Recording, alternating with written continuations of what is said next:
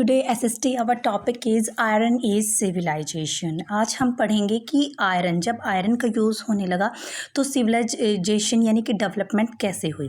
हमने पहले पढ़ा है कि ब्रॉन एज डेवलप हुई और उसका एंड हो गया।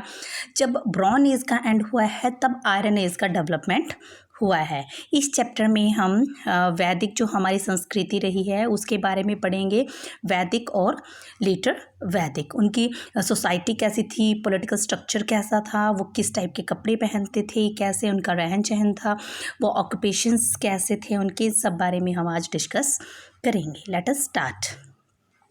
The discovery of iron led to manufacturing of stronger tools like socks, shovel, nails, etc. जब आयरन की डिस्कवरी हुई तो उन्होंने कुछ स्ट्रॉन्ग टूल्स बनाए, सॉक, shovel, nails etcetera. They helped in variety of occupations. वो डिफरेंट टाइप के वर्क करने में हेल्प करते थे। For example the axe helped in clearing of jungles which led to large scale of cultivation. जो axe होती है वो जंगल को क्लियर करने में हेल्प करती थी। इससे क्या होता है, जब जंगल क्लियर करते हैं तो खेती करने के लिए उनको स्पेस चाहिए था और वो स्पेस उनको कैसे मिला, जंगल को क्लियर करके। नेक्स्ट है greatest achievements of Iron Age in the field of literature. जब आयरन एज का डेवलपमेंट हुआ तो उसके साथ साथ अचीवमेंट हमने प्राप्त की है लिटरेचर में। लिटरेचर भी साथ साथ चल रहा है। ग्रेट पोएम्स, उस टाइम में ग्रेट पोएम्स, अच्छी पोएम्स लिखी गई, ड्रामाज तैयार किए गए, ग्रामर पर बहुत वर्क हुआ है उस time, and history were written, और हिस्ट्री भी हमारी लिखी गई। The great thinkers wrote about the injustice that was prevalent in the society. Injustice means जो वहाँ पे अन्याय हो रहा था, जो सोसाइटी में अन्याय हो रहा था, जो हमारे ग्रेट थिंकर्स थे उन्होंने उसके बारे में अपने विचार व्यक्त किए, उसको दूर करने के लिए वर्क किया। The ancient civilisation during Iron Age have been found in many parts of the world like Greeks, Rome and Iran. जो एनिशिएंट सिविलाइजेशन है आयरन एज, वो वर्ल्ड के डिफरेंट पार्ट्स में वो डेवलप हुई है। जो मोस्ट इम्पॉर्टेंट प्लेसेस रहे हैं उसके वो हैं ग्रीस, रोम एंड ईरान। ये तीन उसकी मोस्ट इम्पॉर्टेंट प्लेसेस रहे हैं जहाँ पे आयरन एज डेवलप हुई है। इन इंडिया, हम इंडिया की बात करेंगे। वैदिक सिविलाइजेशन, वैदिक सिविलाइजेशन क्या है इसके बारे में आज हम पढ़ेंगे। द वर्ड वेदा और ऋग मीन्स नॉलेज। जो वर्ड होता है वेदा या ऋग, उसका मीन्स होता है नॉलेज, ज्ञान। The knowledge contain in Vedas for the whole mankind. जो वेद हैं उनकी नॉलेज केवल एक व्यक्ति के लिए नहीं है बल्कि पूरी मानव जाति के लिए है। This period of Indian the वैदिक पीरियड, इस पीरियड को हम वैदिक पीरियड कहते हैं। देयर आर 4 वेद्स, हमारे पास हमारे जो वेद है वो 4 हैं। Rigveda, Samaveda, Yajurveda and Atharvaveda.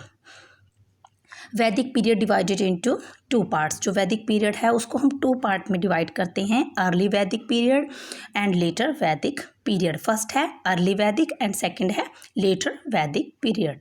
Let us discuss about वैदिक पीरियड।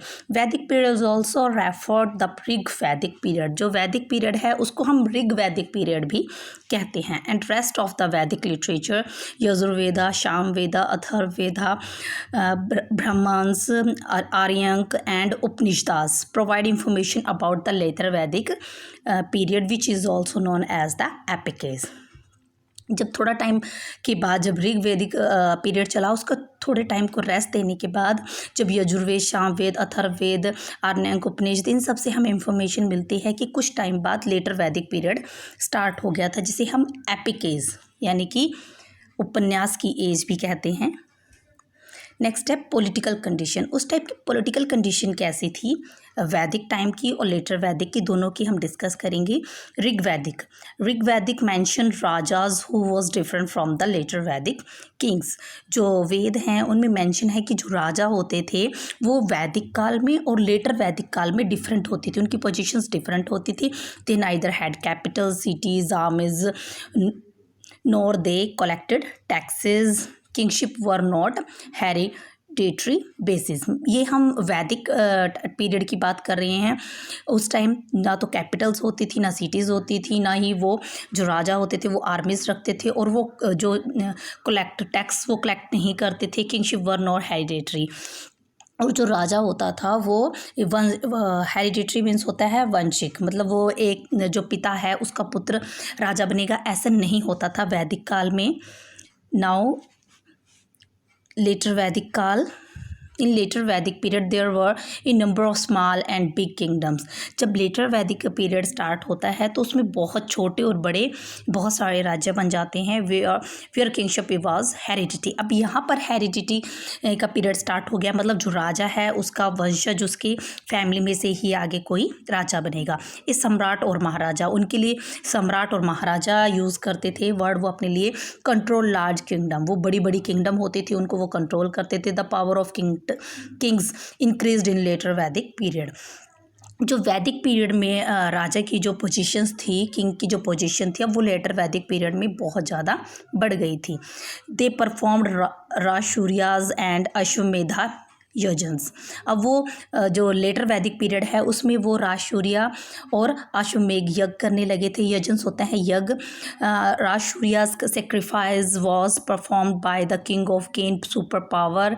जो राजसूया यज्ञ किया जाता था वो इस बात का प्रतीक होता था कि जो राजा है वो सुप्रीम पावर है। Ashvamedha was the declaring his power was the worst territory. और जो अश्वमेध यज्ञ होता था वो इस बात की डिक्लेयर करता था कि जो राजा है उसका पूरी टेरिटरी में उसका कंट्रोल है, मतलब उससे बेस्ट कोई नहीं है। नेक्स्ट है सोशल कंडीशन। उस टाइम की जो वैदिक पीरियड है या लेटर वैदिक पीरियड है उस टाइम की सोशल कंडीशंस कैसी थी। The basic unit of the society was family. सभी को पता है कि जो हमारी बेसिक यूनिट होती है वो होती है family. The oldest male member was the head of the joint family. जो भी बुजुर्ग व्यक्ति होता था, सबसे ज़्यादा एज का जो व्यक्ति होता था फैमिली में, वो उसका हेड होता था। He was known as a grihapati, उसको हम बोलते थे गृहपति। Womens were educated like Apala and Ghosha. उस टाइम की जो वोमेंस थी वो बहुत ज़्यादा एजुकेटेड थी, उनमें नाम आता है अपाला और घोषा। इवन कंपोज्ड हाइमन्स, जो उन्होंने बहुत सारी हाइमन्स का यहाँ पे हम कहेंगे भजन लिखे हुए थे, उन्होंने बहुत सारे भजन लिखे थे। Participations of wife was essential in all the religious ceremonies. जो लेडीज़ होती थी, जो वाइफ होती थी, उनका हर कोई भी रिलीजियस जो वर्क होता था, सेरेमनी होती थी, उसमें उनका पार्टिसिपेट करना ज़रूरी होता था। तो सोशल सिविल्स लाइक सती प्रथा and child marriage one unknown in the early वैदिक पीरियड। जो सती प्रथा है या चाइल्ड मैरिज, छोटे बच्चों की शादी कर देना, इस टाइप के जो ये प्रथाएं थी ये अर्ली वैदिक पीरियड में नहीं थी, but they gained importance in the later वैदिक पीरियड। परंतु जैसे जैसे हम लेटर वैदिक पीरियड की तरफ जाते हैं ये प्रथाएं वहाँ पर स्टार्ट हो जाती हैं। Now the next is society. Society कैसी थी उस टाइम की वैदिक पीरियड की? Society was divided into 4 वर्नाज। वर्नाज मतलब कास्ट। जो सोसाइटी थी वो 4 पार्ट्स में डिवाइड थी। फर्स्ट है ब्राह्मण्स, ब्राह्मण होते थे। कश्यप्स, वैश्याज एंड शूद्राज, ये 4 थे। 4 कास्ट में इसको डिवाइड किया गया था। Brahmins looked after the religious matter. जो ब्राह्मण्स होते थे वो क्या करते थे? रिलीजियस यानी धर्म से रिलेटेड जो भी वर्क होते थे वो ब्राह्मण करते थे। Kshatriyas as protect the people from internal external harms. जो क्षत्रिय होते थे वो हमें हमारी प्रोटेक्ट करते थे, आंतरिक और बाहरी रूप से कोई भी हार्म जनता को नहीं पहुंचाए, इसकी ड्यूटी होती थी क्षत्रियों की। And next is Vaishyas were cultivator and craftsman. जो वैश्यज होते थे वो कल्टिवेटर मतलब वो फसलें उगाना और क्राफ्टमैन का वर्क वो करते थे। Shudras were the labour who serve the 3 classes. और जो शूद्र होते थे वो सबसे लोअर लेवल होता था सोसाइटी का और वो इन सब की सेवा करते थे। नेक्स्ट है लाइफ डिवाइडेड इनटू 4 आश्रम्स। हमने सोसाइटी पढ़ी कैसी है, अब हम पढ़ेंगे कि लाइफ को उन्होंने कैसे डिवाइड किया था। उनके अकॉर्डिंग लाइफ के उन्होंने 4 पार्ट्स में इसको डिवाइड किया था।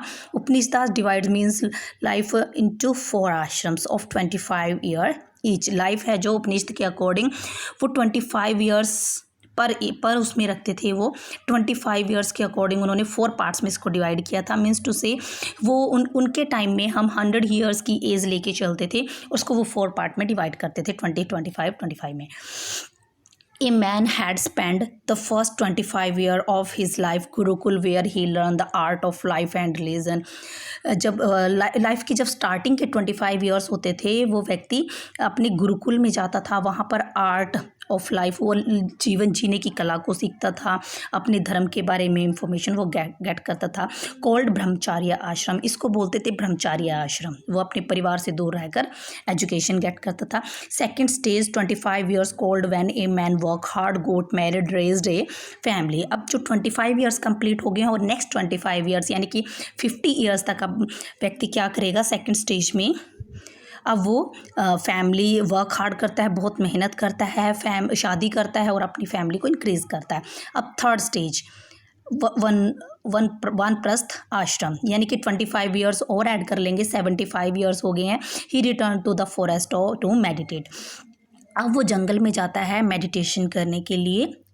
नेक्स्ट है लास्ट स्टेज मतलब 75 plus 25 add 100 which is called a संन्यास आश्रम, इसको हम बोलेंगे संन्यास आश्रम। ही lived A life type of completed detachment and spending his time in preaching, वो अपना अलग रहकर अपनी प्रेयर करता है, भगवान में ध्यान लगाता है, इस टाइप की वो वर्क करता है, मतलब उपदेश देता है, प्रीचिंग, उपदेशों में वो अपना टाइम स्पेंड करता है। इसको 4 पार्ट में उन्होंने लाइफ को डिवाइड किया था। नेक्स्ट है ऑक्यूपेशन, जो वैदिक काल था उनके लोगों का प्रोफेशन क्या था, क्या वो वर्क करते थे। Agriculture was the main occupation of the people, जो वैदिक काल है उसमें लोग ज़्यादातर खेती करते थे। People irrigated their fields with water from the wells, canals and lakes, जो लोग थे वो अपने खेतों में पानी किसके देते थे, वेल से, कुएँ से, लेक से पानी वो देते थे। दे ग्रू वीट,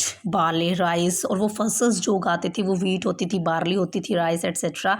दे डोमेस्टिकेटेड एनिमल्स, अब उन्होंने एनिमल्स को डोमेस्टिकेटेड करना शुरू कर दिया था, मीन्स उनको पालना शुरू कर दिया था। Cow, bulls, goats, ships and dogs, कि इस टाइप के जो एनिमल्स हैं वो पालते थे। Aryans also introduced horse, Aryans ने इंट्रोड्यूस किया है हॉर्सेस को in India and discovered of iron had provided stronger tools.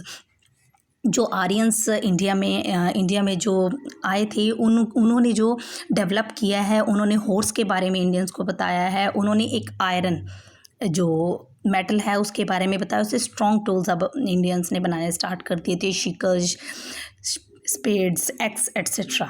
Next है उनका रिलीजन मतलब धर्म कैसा था उस टाइम का। Early Aryans worship many gods representative the force of nature, जो आर्यंस थे, अर्ली आर्यंस थे, वो पूजा करते थे, नेचर की पूजा करते थे, उसकी प्रकृति की वो पूजा करते थे। फर्स्ट है इंद्रा को द गॉड ऑफ थंडर, जो इंद्र है उसको वो गॉड मानते थे थंडर का। वायुदेव को वो वाइंड का गॉड मानते थे। पृथ्वी जिस पर हम रहते हैं उसको वो अर्थ गॉड था, अर्थ। अग्नि को वो फायर का गॉड मानते थे। एंड सूर्य जो है सूर्यदेव हैं उनको सन गॉड मानते थे। Aryan did not build temples, Aryan temple नहीं बनाते थे कोई भी। लेटर वैदिक period yajnas become very expensive and the nature god was replaced by new gods. अब जब लेटर वैदिक पीरियड स्टार्ट हुआ तो यजनास जो होते थे उसमें बहुत एक्सपेंसिव होता था, बहुत खर्चा किया जाता था। और अब गॉड जो है उनके नेचर में भी अब चेंज हो गया था, उनकी जो रिप्लेसमेंट है वो नए गॉड्स ने ले ली थी, जैसे Brahma, Vishnu, Shiva, Rama and Krishna. Now achievements उन्होंने क्या क्या किए हैं। Aryans know the use of iron, जो आर्यंस थे उन्होंने यूज़ किया है आयरन मेटल का। They used it for making strong tools and weapons, वो इससे बहुत ही स्ट्रॉन्ग टूल्स बनाते थे और वेपन्स जो हथियार बनाते थे। मैथमेटिक वॉज नॉन एज गणिता, जो मैथमेटिक की नॉलेज उस टाइम के लोगों को थी और वो उसको बोलते थे गणित। It includes arithmetic, geometry and algebra, जो उनको मैथमेटिक में वो इंक्लूड करते थे अंकगणित, ज्यामितीय और बीजगणित को वो इंक्लूड करते थे। वैदिक people had the knowledge of zero, जो वैदिक लोग थे उनको नॉलेज थी जीरो की वो वैल्यूज़ को जानते थे। They know about the movement of the earth on its axis around the sun and movement of the moon around the अर्थ, उनको पता था कि जो अर्थ है वो अपने एक्सिस पे कैसे वो राउंड करती है, रोटेट होती है, प्लस जो अर्थ है वो सन की चारों तरफ कैसे रोटेट होती है। एंड ऑल्सो नो, और उनको ये भी पता था कि जो मून है वो कैसे अर्थ के चारों तरफ राउंड लगाता है। नेक्स्ट है वैदिक लिटरेचर।